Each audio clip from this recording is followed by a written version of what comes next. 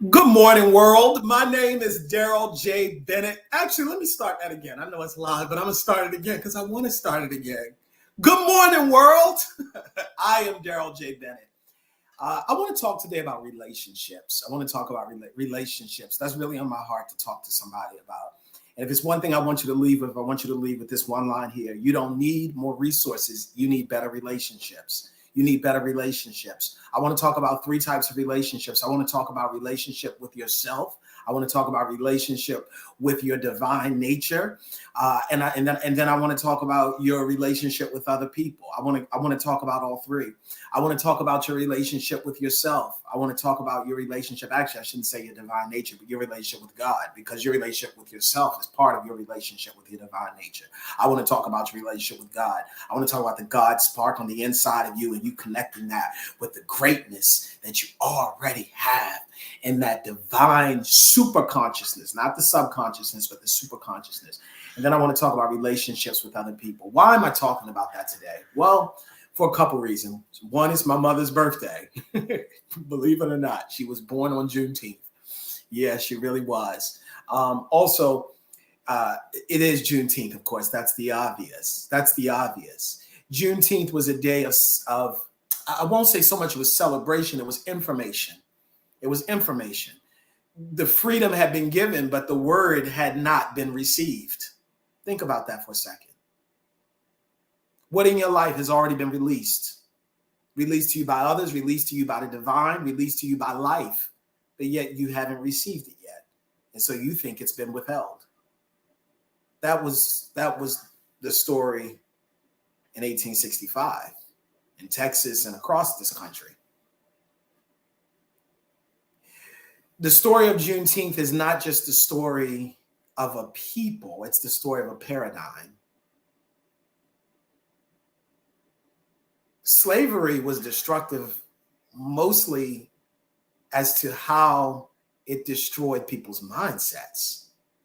So when the chains came off, let me say it a different way. By the time the chains came off, it was really no need for the chains, because the chains were on the mind.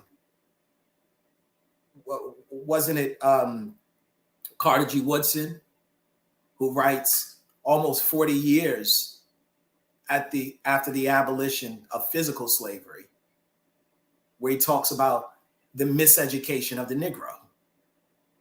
Negro not just being a so-called race, but being a thinking pattern. And he said that thinking will always cause someone to go through the back door. Even where there is no back door, he'll cut and make one. This was 40 years after the abolition of so-called chattel slavery. So what am I trying to say? The destructive effects of chattel slavery in America was really about mindsets. And nobody got out clean, by the way. Nobody got out clean. Not the people who were on the side of the powerless, not the people on the side of the powerful. It screwed everybody up. And so we find ourselves now as a nation, as a people, as a world, trying to grapple with the relationships that we have with each other, with ourselves, and with God. I can't tell you how much hurt there is behind people who believe that the reason why the history of this country and other countries has been allowed to go on for as long as it has is because of God. And then there are people who are saying that their God is who has given them the right to continue to perpetuate this exact paradigm. God's been thrown into so many things. Relationship with God, relationship with self. Imagine if we all thought differently about ourselves. This is why I'm so passionate about mentorship, about coaching, about seeing people be empowered, about seeing people be inspired. Can you imagine if we all just felt better about ourselves, what that would do for the world? You wouldn't have a world where we'd have to deal with wars and rumors of wars and racisms and rumors of racism and all this type of stuff that's going on, because all we are doing when we're projected hate is projected energy outwardly that we really feel about ourselves inwardly. That's really all it is. So if we can deal with our relationship first with ourselves, wouldn't that make a difference? if we all focused on personal development a little bit more, if we were selfish in that way. And then let's talk about relationships with other people. You know, I find, and this is really why I wanted to come on this live to talk to somebody, there are so many people you're focused on more resources. You don't need more resources. You need better relationships. What have you done with the resources you've already received?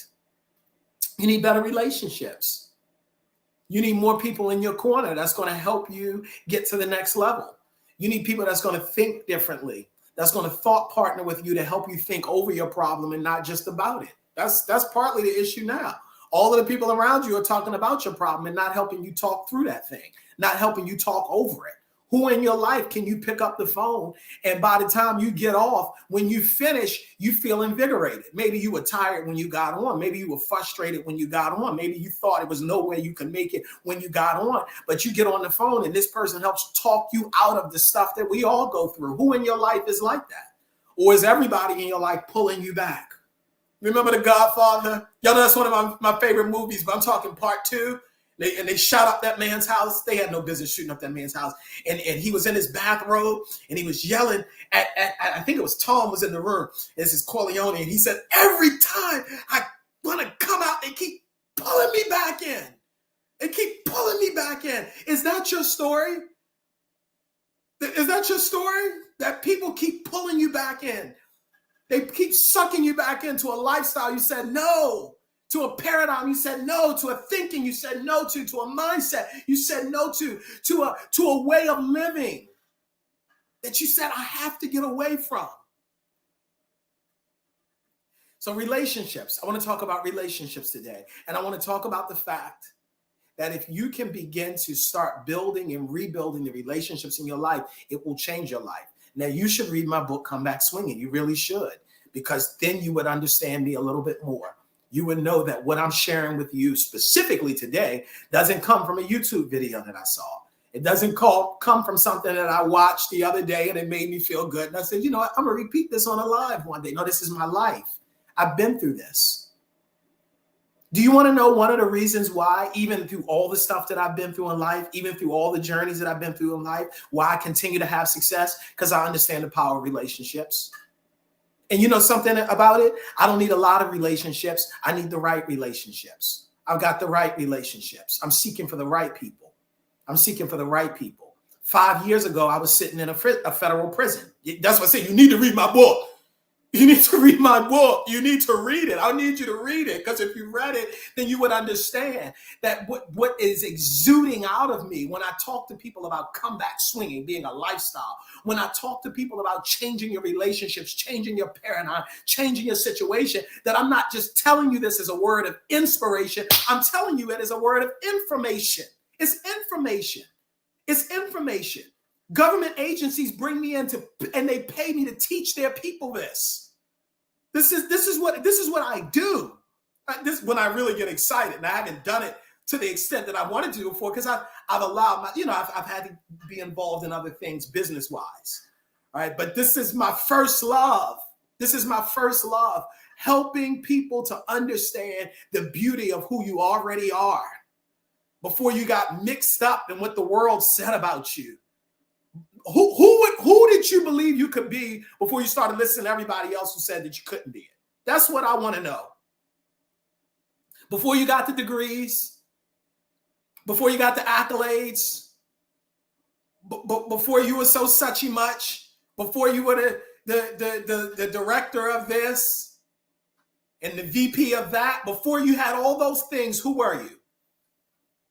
Who were you? Who did you believe you could be and that person could change the world? Have you allowed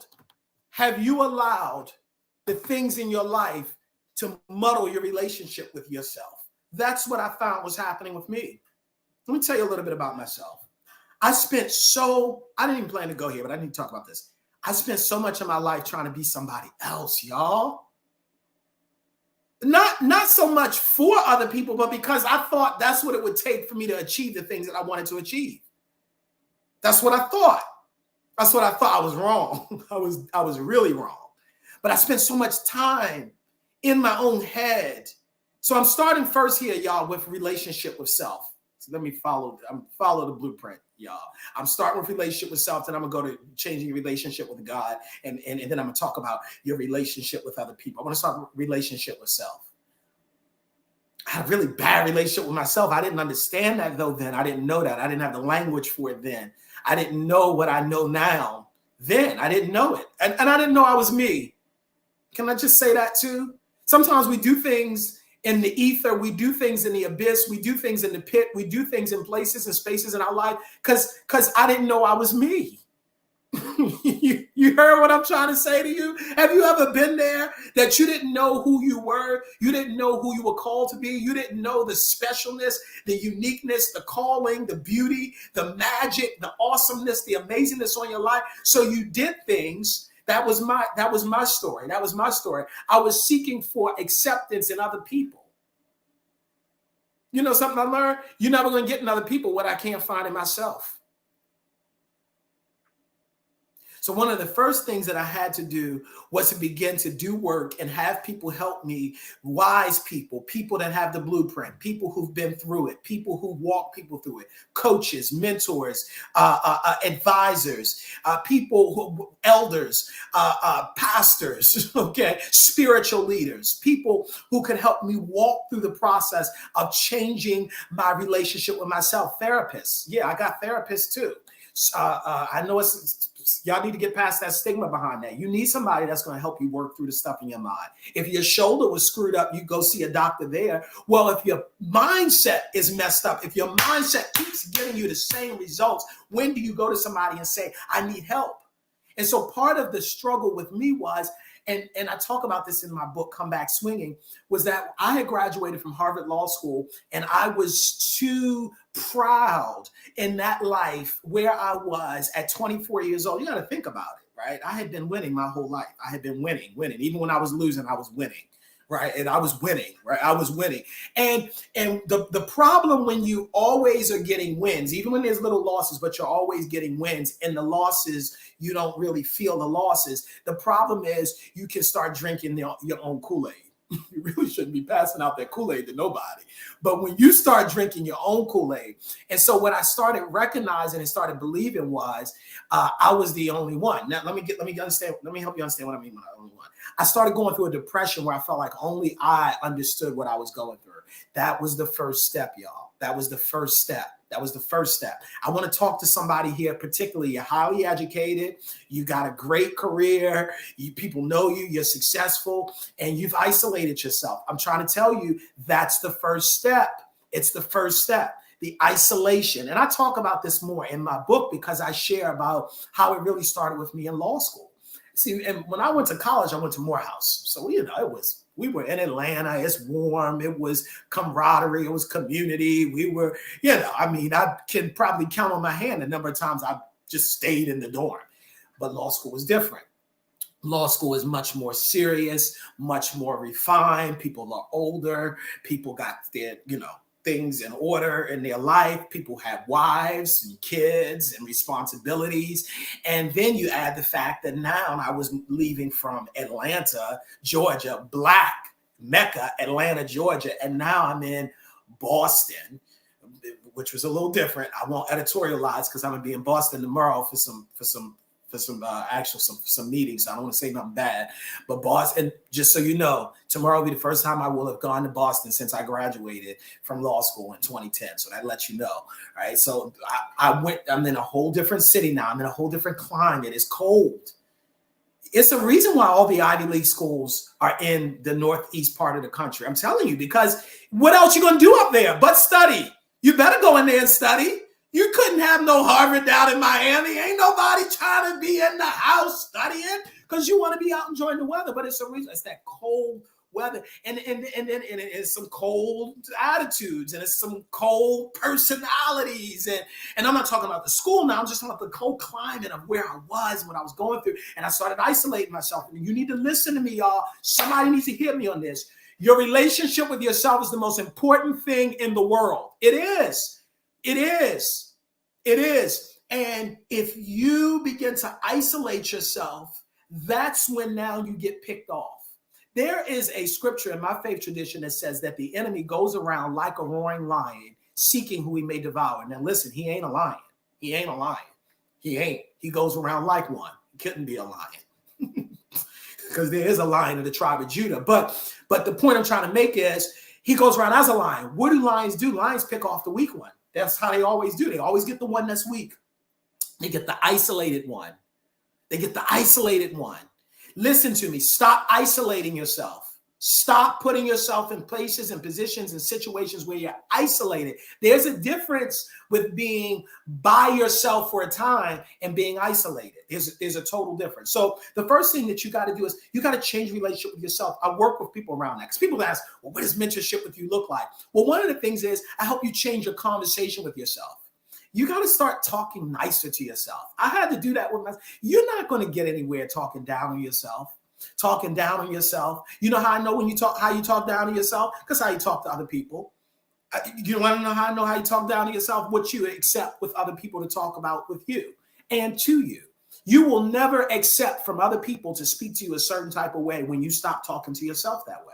But you've allowed other people to abuse you and abuse you emotionally and abuse you spiritually and abuse you with their words and abuse you at work and say mean, nasty things to you because you said them to yourself secretly. And I want to begin to get you to think differently about yourself. One of the things that I do in the first month where I work with my clients, I hate to say clients, my mentees, the people at least I love what I do.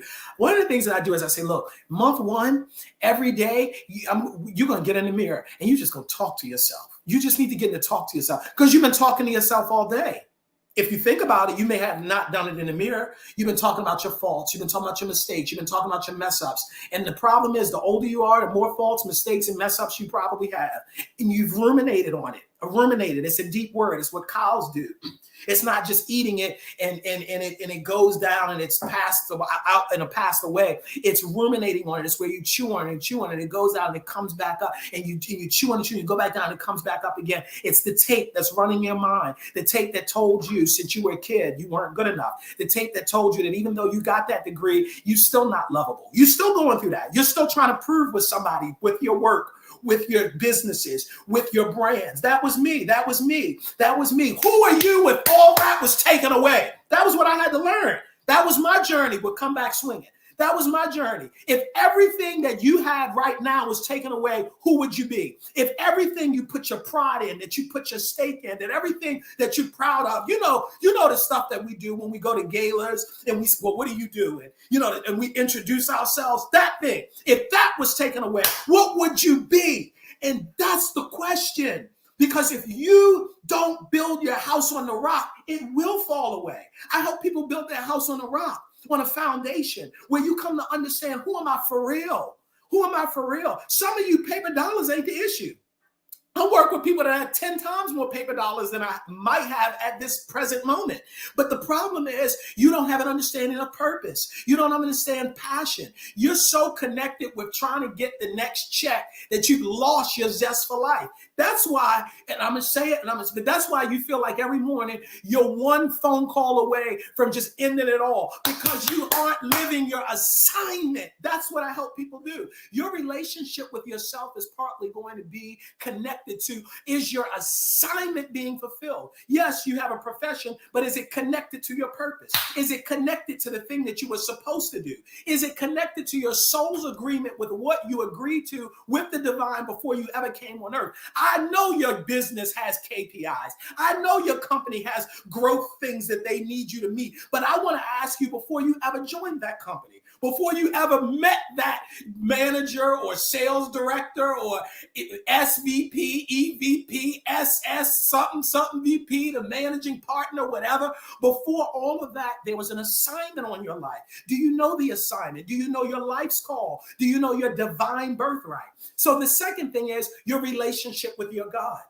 You need a higher relationship with your relationship with God. I'm not talking about your relationship with religion. That's been part of the problem. I'm going to say it. I don't care. I'm going to say it. I'm not saying it to be offensive, but just rock with me because I need to say it. A lot in America of what y'all call Christianity is really white nationalism, and we need to get past that. I'm not talking about that. I'm not talking about all this stuff that's kept people in bondage, that's kept people locked in their own minds, that's kept people locked in cells, that brought people across continents and had people being raped and torn apart and Bibles were being read. I'm not talking about that. I'm talking about a relationship with the divine. I'm talking about Christ, the hope of all glory, all glory. I'm talking about having a relationship with that. It's a God spark in you that's waiting to connect with the God fire that's already consuming the earth. Don't you get that? Don't you get that you are a representation of the divine on earth? That's why there's certain things about you they still can't really scientifically understand, because you're divine. You're divine. Now, this is the question. Are you aware of your divine nature to the extent that you feed your divine and you feed your connection with God like you would feed your connection to either your bank account or anything else naturally that you have? That's what I want to help you do. I want to help you seek first the kingdom, and then all these things will be added. Well, Daryl, what are these things? Well, I know I keep going back to read my book because I need you to read my story. Even if you don't read the book, you watch my story. You've seen what God has done in my life. Even if you didn't know it was God, I'm here to tell you. I'm here to tell you. You didn't think I did this on my own. You didn't think I built these businesses. You don't think that I've had the success that I've had on my own. No.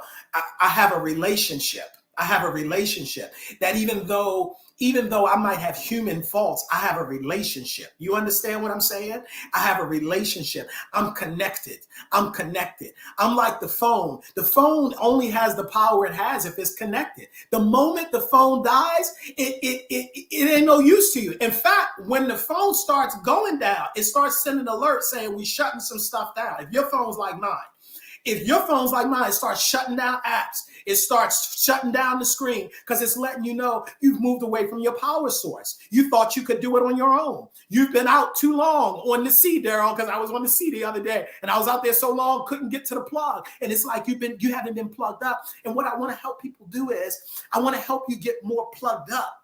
Can you get plugged up? I want you to get plugged up with God. I just want to say that, with God.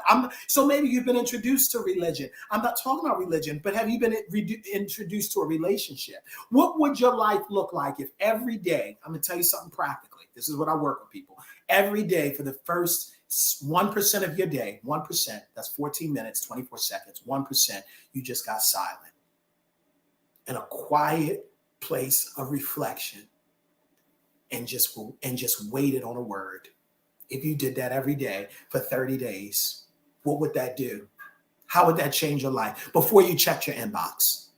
You heard me? Before you checked your inbox. Before you got bogged down in lower concerns, can you rise to a higher intention? That's what I want to ask you. Can you seek first the kingdom of God and then trust that everything else will be added? Trust that it's going to be added. Trust that the relationships will come into your life. Trust that the people that you need will come into your life. Trust that the resources will come into your life. Trust. You trust that job. You trust you're going to do what you're going to do and they're going to give you a check, and that may or may not happen. Y'all see what's been going on in the past couple of years and months and what's happening all over the business world. Y'all know what it's like. So you trusted them. Why not trust who sent you? Now, this is the third thing. You got to change your relationships with other people. I know people that say, I'm too busy to really build relationships. That's why you need to build relationships, because you're too busy. Let me ask you something really quickly. No matter what field you're in, no matter who you are, right now, if I asked you to write on a sheet of paper 10 people that you wanted to know, 10 people, you wrote down 10 people that you wanted to know, and imagine your life if you knew them, how would your life be different? Relationships. I'm not talking about people giving you any paper dollars, but you being around them. What would that change? You being enmeshed in their network, what would that change? But this is the question. Those who seek find. Are you seeking for more relationships? I found it's like there's two types of people. One is the type of person, I'm talking down to corporate America folk. They're so busy. I mean, so busy, so focused on all of these things that they got to get done. That between their families, businesses, really don't have much time to carve out for actively engaging with people. And it's really a sad thing, because if you think about it, every major break you've probably gotten in your life, it came through a relationship. I know it has with me. Every big break. I'm talking about the big ones. I'm talking about the big ones, the life-changing ones. The times where one introduction, you met this person, I met that person, and the trajectory, your whole career changed. You got an opportunity you never would have, and it came through a relationship. I know I go back to my faith tradition a lot, but that's what's informed me. There's a saying in my faith tradition that says, give, and men shall give unto your bosom. It ain't just going to come from the sky. People are going to give it to you. People are going to give it to you. People are going to bless your life. People have blessed your life. Can I say this really quickly? For some of you, the problem with you getting better relationships is the fact that you're not grateful about the fact that you've already been blessed. You've already been prospered. Let me put in a commercial break. Hold on, because I don't even know if that fits under relationships right now. Can I put in a commercial break really quickly? My commercial break is, you need to focus on being more grateful for what you already have. With everything I'm saying here. So whether your relationship with yourself, your relationship with your God, relationship with other people, are you grateful for what you already have? I don't know. I just feel that energy tugging on me from somewhere, because we have this tendency, we all do. We want the next thing. We want the next thing. You're talking to somebody that's highly ambitious. I was barely done with one degree, and I'm already looking at the next one. I'm barely done with one goal. I'm looking at the next one. And at some point, when do we give thanks for what we've already done? Okay, so back to our regularly scheduled broadcast. Relationships with other people. I would encourage you to this as I'm coming off. I would encourage you to do this. I would encourage you to write down on a sheet of paper 777. You know, I love sevens and I love threes. With the powerful numbers. Write 1, 2, 3, 4, 5, 6, 7 3 times. The first column, what I want you to write down are mentors. You know, they say that the average millionaire has 7 mentors before they reach their first million. Which number are you on? 1, 2, 3, 4, 5, 6, 7. I want you. That's not why I wanted you to write down 7, by the way. I wanted you to write down 7 because I believe that you need to have 7 people in your life that you can call a mentor, you can call an advisor, you can call someone that's a coach. Who's that? Who is that? Who is that? Who is that? Who is that? Write that down. The fact you're now writing it down and you're thinking more about it is going to get you to start thinking about who in my life is a coach? Who in my life is a mentor? Who in my life can push me?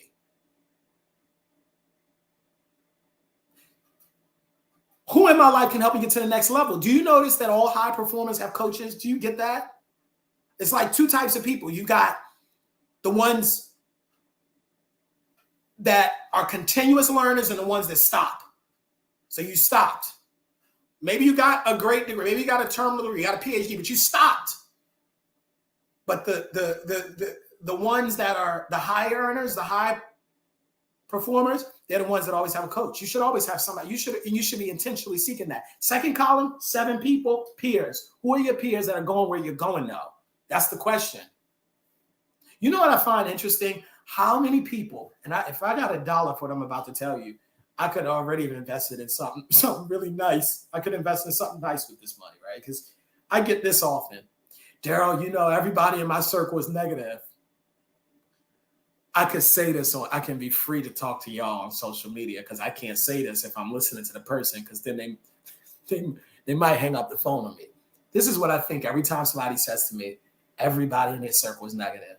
I think 2 things. One, I think, wow, that's peculiar, because that would defy the very laws of nature, because like attracts like. You ain't never seen no eagle down on the ground fussing around with a chicken for some food. You never saw it. You never saw it. And if you did, and you went to YouTube and you saw it, send me the video.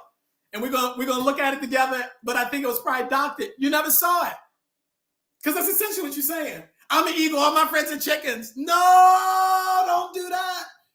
Because the first step to solving a problem is realize I have a problem. It's nothing wrong with saying I'm negative just like them. This is the other thing that I think is funny.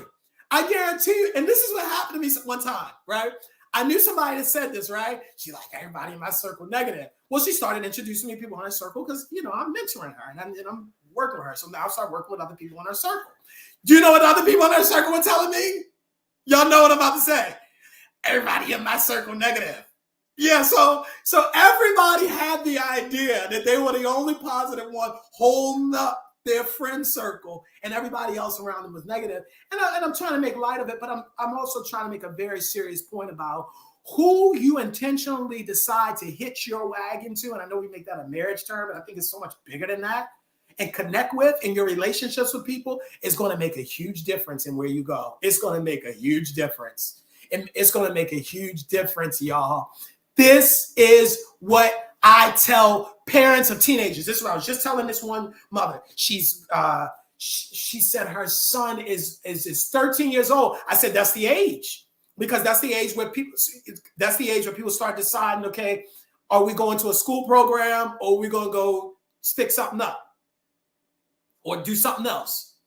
That's the age. And it's not enough to keep yelling at them, talking about stay out of trouble. People have to be around productive, positive atmospheres and environments. So this is one of the things I'm really focused on and passionate about helping people. And this is part of what I do with mentorship, helping people intentionally connect with others that's going to help them get to the next level. That's how I did it. I got great people in my life, y'all. I got great people in my life. Andrew Carnegie said, you can take everything from me. I'll rebuild it in 7 years if you give me the same people. Andrew Carnegie was pretty much trying to say what I'm saying now. He just didn't say it as well. I'm saying a little bit better, which is relationships are greater than resources. Thank you, Andrew. Do you intentionally have a blueprint where you're seeking to connect with people? This is what I would say even to corporate managers and leadership and C-suiters that maybe listen to what I say. You have your team meet certain quotas around things they have to do. What if you had them have quotas around people that they needed to meet? How would that make a difference? I'm not saying you can have both. How would the world look if we were focused on relationships and not resources? One, I think the world would look different. We would stop going after people that we would never have connections with. Because when you work focus on relationships, you come at it with a different approach. It's not just about getting something from you. I want to learn. I want to know your mindset. I want to know how you got there. I want to know your story. That's what I do with the mentors in my life. I'm asking questions. I want to know, what was that like? How did you overcome that? And what did you do with that? And how did that happen there? And tell me that story again.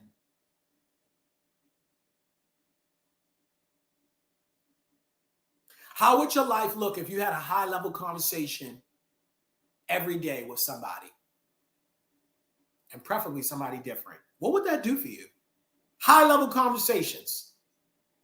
Some of y'all having a lot of low-level, you're having a lot of chicken conversations. I know you think you're an eagle. I know you think you're an eagle. But I'm here to tell you, if your whole friend group are chicken and chicken heads, sorry. But if they are, then you might not be an eagle. Doesn't mean you can't come to become one. It doesn't mean you cannot become one. And then that third column, so I want you to write down your mentors. 7, advisors. That includes pastors, spiritual leaders. Who in your life can help give you direction? That's what I'm asking. Who in your life can pull you to the side and say, I think you should think about it a different way? The second one is peers, battle buddies, accountability partners, life groups, energy groups, right? That's that second one. And then that third column is, who are you pouring into? Who are your mentees? Who are the people you're working with in your life to help them get to the next level? Or is everything about you? Do all roads stop with you? Relationships. You know what I do when I'm looking to get something bigger? I'm looking to find somebody that I know has something that I either just got or that I know how to do, and I'm looking to pour into them. Because I've always worked with a spiritual law. See, I was blessed because I've really been blessed. I was taught by a mother, even though she wasn't raised by this, I was raised in understanding spiritual principles. So when you connect spiritual principles with business, when you connected with sales, when you connected with all these other things in life, you're always going to have an advantage over other people. I always understood given it shall be given. People that do business meetings with me, they'll know I will ask people, I will ask them, how can I support what you're doing? Maybe it's nothing I actually could do and it's nothing they're going to say, but let's have that conversation. I want you to know it's not just about me. What can I do to help support you? You know something that I find? When people don't have mentees, proteges, people that they're pouring into, I'm not talking about your kids. I'm not talking about your kids. That doesn't count. You're supposed to do that because the government going to come get you if you don't do that. I'm not talking about that. And then a lot of that sometimes comes down to manipulation. I don't even want to touch that. I'm talking about where do you pour into without necessarily looking to receive from that specific source. This is something that I find people that are always looking to pour into people, that are generous, that are always looking to motivate and inspire and encourage people. There's people like me, we don't ever hurt for resources. We don't. Even when stuff sways here and there. And that's what I want you to be. I want you to establish a life where you have changed your relationships with yourself, with God, with other people. And as you change your relationships, the resources are going to change in your life. I promise you, that's been my story. As you start flying higher, it's just certain things you're just not going to deal with. I already told you. So if you are, okay, so maybe, all right, if you're still with me, you didn't get offended by the eagle comment. Maybe you are eagle, you're down there with the chickens. But you ain't flying down there, obviously. If you're down there on the fooling around with a chicken, fighting over a piece of bread, a bone, a scrap. You start flying higher, some of that stuff is just going to dissipate. I had a mentee that asked me the other day, said, Daryl, how do I get the wrong people out of my life? I said, put the right people in. You ever took magnets and tried to put the two sides together that are the same charge and they repel? So I guess I gave the wrong analogy because the point I'm trying to make is when something repels, it repels. But I guess that's the same charge. The point I'm trying to make is when you have people that are working on a different energy frequency than you are, they're going to drop away anyway. Complainers like complainers. I've learned that. Complainers like complainers. Complainers don't like positive people. They don't like people like me. Why he's smiling? That's what somebody said. Why are you always smiling? First of all, I'm not always smiling. Clearly, I'm a human. I'm not always smiling. But if the smile bothers you, so you would rather my face be scrunched up, but that's the frequency. That's the frequency they're running on. What would your life look like differently if you had, I'm not even going to make it, I was going to make it 7, I'm going to make it 3. If you had 3 high-powered relationships, 3 high-powered relationships, in addition to what you have now. I'm not saying taking away from what you have, in addition to what you have. 3 people who are where you want to be. What would that change? 3 people you could call, because see, that's part of the issue. Every time you need advice, every time you want to thought partner with somebody, every time you want to strategize, you get an idea, you pick up the phone and you calling people that they don't know. If they knew how to start a business, they would have done it. Right? If they knew how to build a powerful brand, they would have done it. If they knew how to take the idea and turn it into profits, they would have done it for them. Stop seeking advice, counsel, wisdom from people who can't give it. So part of what this exercise in taking inventory of relationships is, you can look and maybe see, am I seeking to pull a fish out of a pond that the fish ain't even in that pond? You ever been fishing before and you're looking for a fish and then you realize that fish can't even be found in this area? That fish can't even be found in this area. I just said something right now that may have helped some of my people out here that's out here looking for a mate. You're out here looking for a mate. Where are you at though? Are you in the environments where that person you're looking for is going to be found?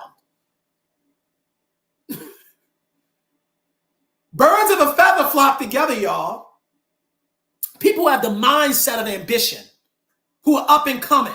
Because it's not, as he says, relationships, not resources. I've seen people connect, and they may not necessarily have the same type of resources, but they have the same type of spiritual connection, and they have the same type of connection around what they want to do with the world, and they're building and they're changing. Let me tell you something. Do you know what a mentor is? Because I need to answer this to somebody, because I know it's gotten thrown around. A mentor is you on a higher level. That's what it is. It's you on a higher level. It's somebody that she sees you and says, I see me in you. It's just you're not operating on the level I'm operating at now.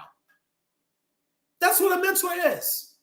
In some area, nobody's got it all. Like I got a friend I graduated from Morehouse with. He said, nobody's got the whole pie, Daryl. Everybody's got a piece missing. I think he's right about that. But in some area, you can look at them. They've got demonstrated success. You can watch them and say, they got the blueprint. Imagine if you had 3 people in your life. That's what I'm ending with. I'm ending with the call, because I want you to have a call. I want you to have a call to this podcast or this broadcast. The call is that you start to look for your 3. Who's your 3? A 3-fold cord can't be easily broken.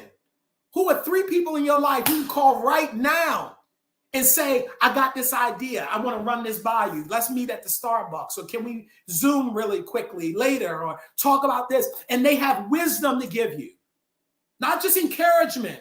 Listen to me, y'all. Listen to me, y'all. You don't just need encouragement in this season. You don't. I would not have gotten where I got now just by encouragement. And I know people mean, well, so were you a motivational speaker? Among other things, I'm a transformational coach. I'm a business owner. I'm an enterprise builder. I'm a motivator. I'm a child of God. Like, you don't stop at motivationally speaking because you got motivated and then you sat your butt back down and didn't get it done because you weren't transformed by the renewing of your mind. You don't need just encouragement. You don't need people to just give you words right now in this season. You need them to give you wisdom. You need them to give you wisdom. You need people in your life that can pull you aside and say, let me show you how I did that 10 years ago. Now, you might choose to do it a little bit differently now.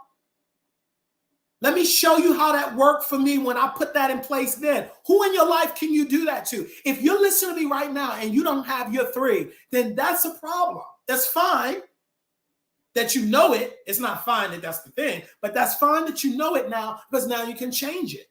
Who are your 3? Because I want you to get this from me, because I want to be very clear that if I have seen further than others, and I have seen further than others, but if I've seen further than others, it's because I stand on the shoulders of giants.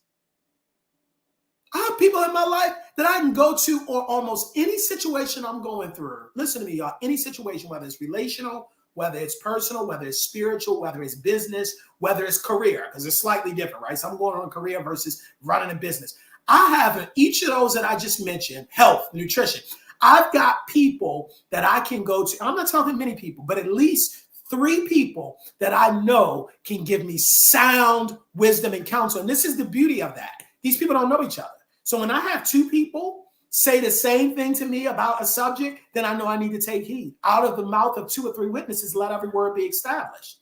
That's part of the issue. You're so defensive about criticism and critiques, and you're able to dismiss each person that comes and tells you because that's just them. But when you get humble enough to have mentors in your life, advisors in your life, coaches in your life, people in your life that are spiritual leaders, somebody that can tell you to sit down and listen with respect, then you can start hearing and say, well, there's a couple people kind of saying the same thing.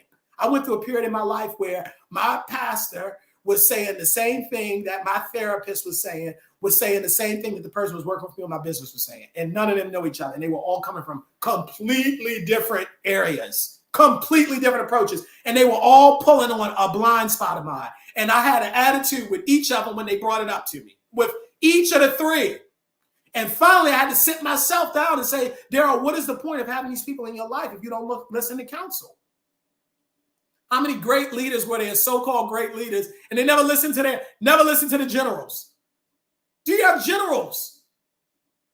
Last one I'll give you before I go, again, from my faith tradition, says that in the multitude of counselors, there's safety. And by many hands, a man wages war. You need many hands. You need many counselors. You need many people. You need more relationships. You need higher relationships. You need better relationships. You need more ideas. You need more people that can sit around the table with you and say, no, I don't think you should do it this way. Have you thought about doing it this way?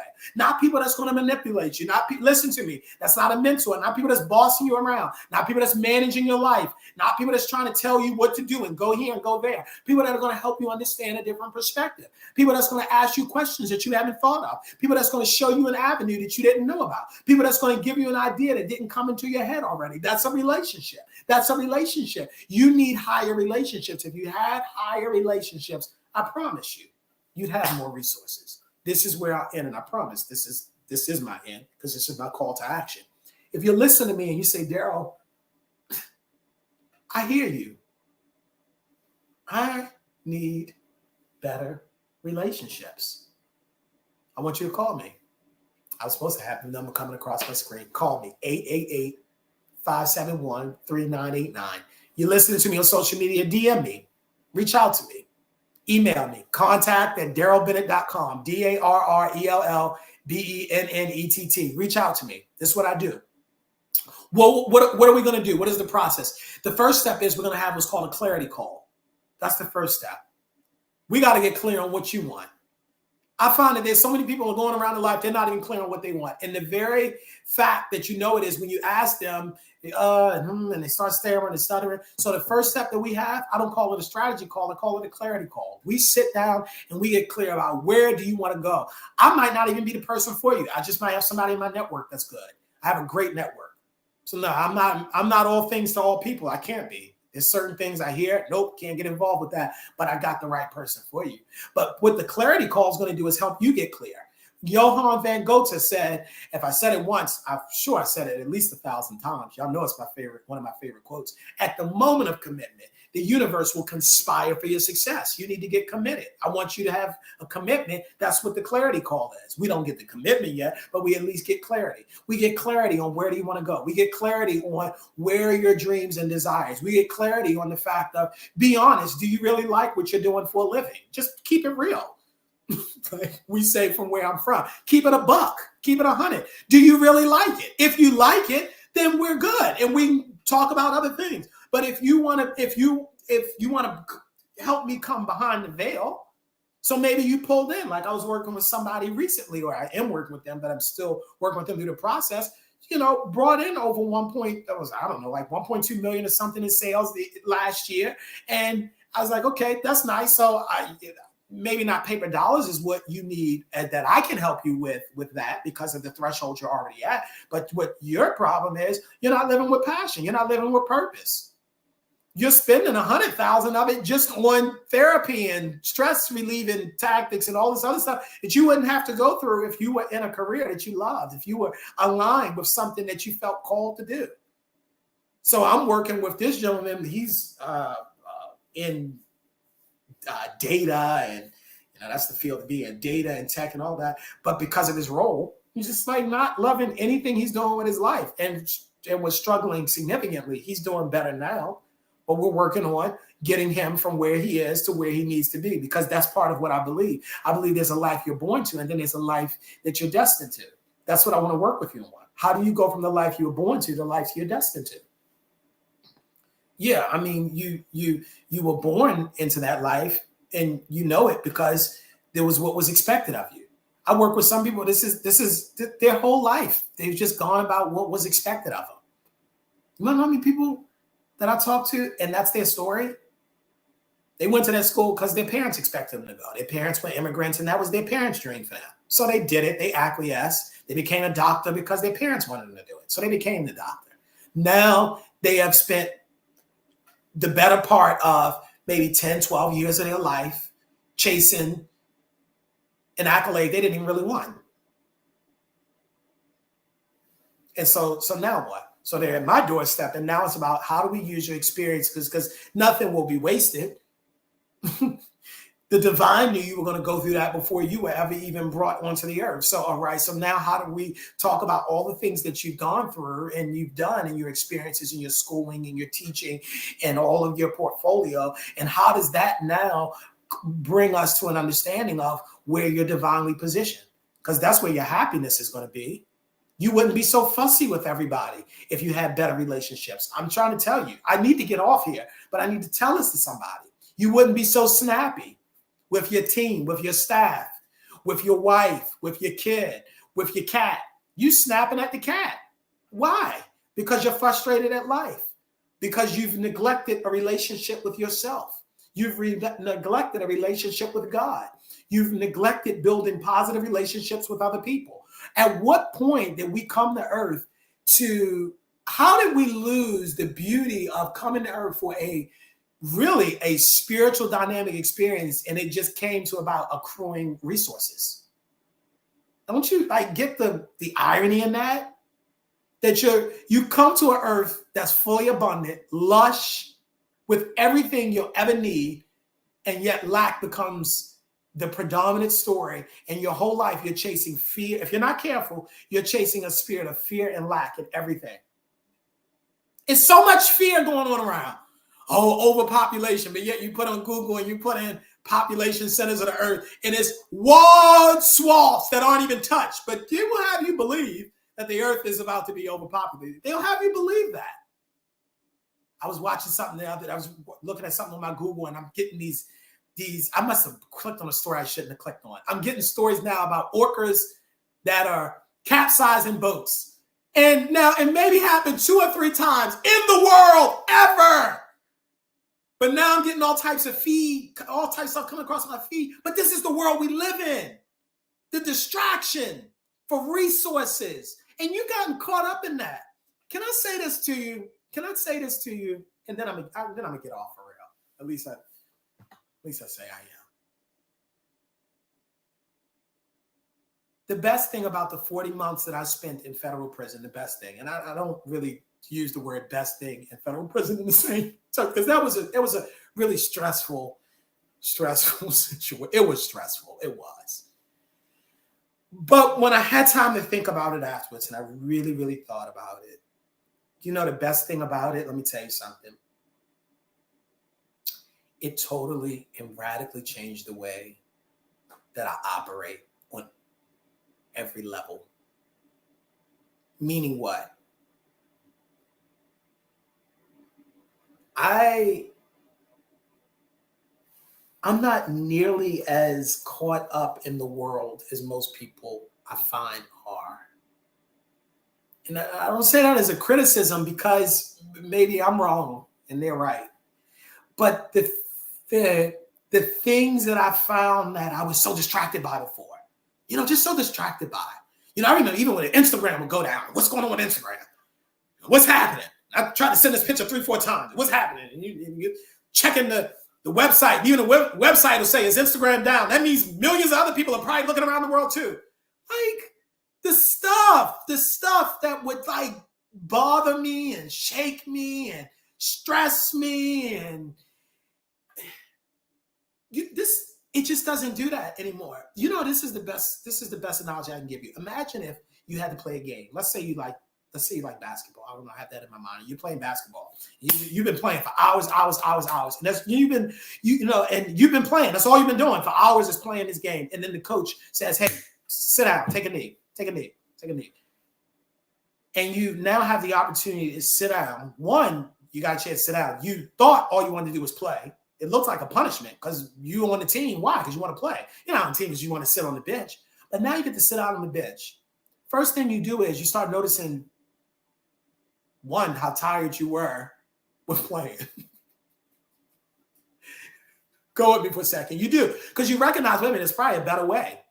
There was a better way to do this. There's a better way to hit shots. Because I got so caught up in the routine. Second thing you start doing is you start analyzing the game differently.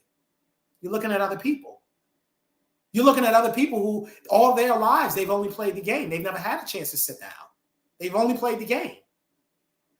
And you realize you have an advantage because Now you know you're going to go back in and play the game. You know it. But you got this period to sit there and watch. You got this period to think. You got this period to even ask yourself, what do I want to be known for?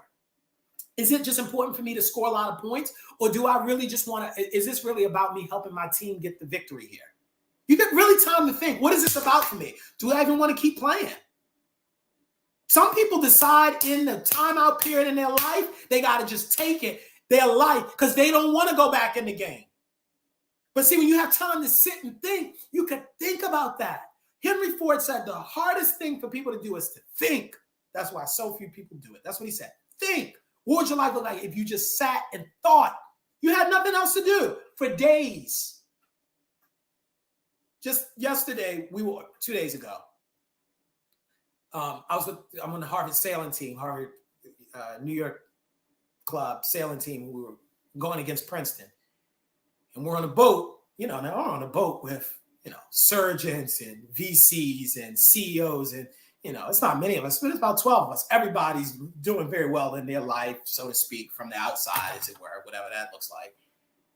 But the irony is, you're out on the boat. Everybody's here to sail. And so we got to have some interesting conversations because it's not like you could be on the phone. I mean, you could, but it's just going to look weird. And the boat's rocking and all that.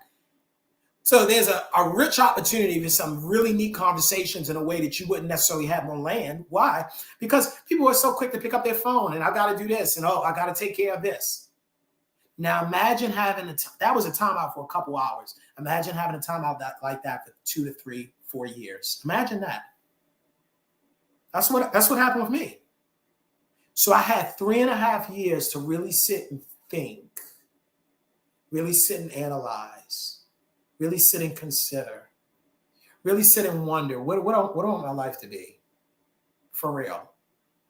What am I called to be? For real. What is this all about?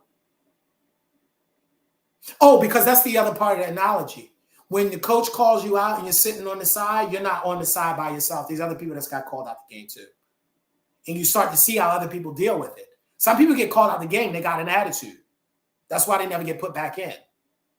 Because they got an attitude. Or they get put back in, but they get put back in the last couple seconds.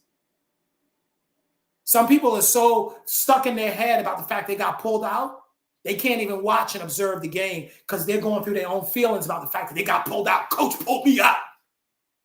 So you start recognizing on the side how everybody else deals with being on the side too. And that's scary. Because what I recognize is I don't want to be in the game just running around, not understanding what's going on. And I'm just kind of just running around and they throw me the ball and I just throw it back like a monkey. But I don't really get the strategy and understand what's happening with the game. I want to play, but I want to know what's going on. But I also don't want to just be sitting out here on the side with a bunch of people that's complaining who feel like their whole life was to be in the game. And so they're resentful and angry and mad that they're not in there.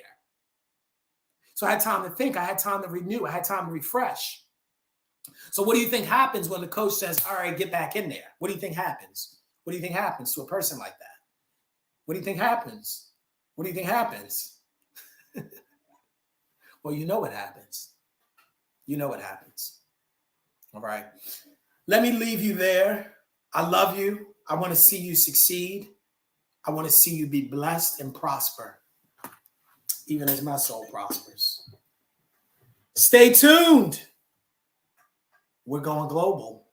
You already knew we would. It was just a matter of time. Love you all. Reach out to me if you're interested in mentorship. If you're interested in high-level coaching, I got your back. I got your back. Peace.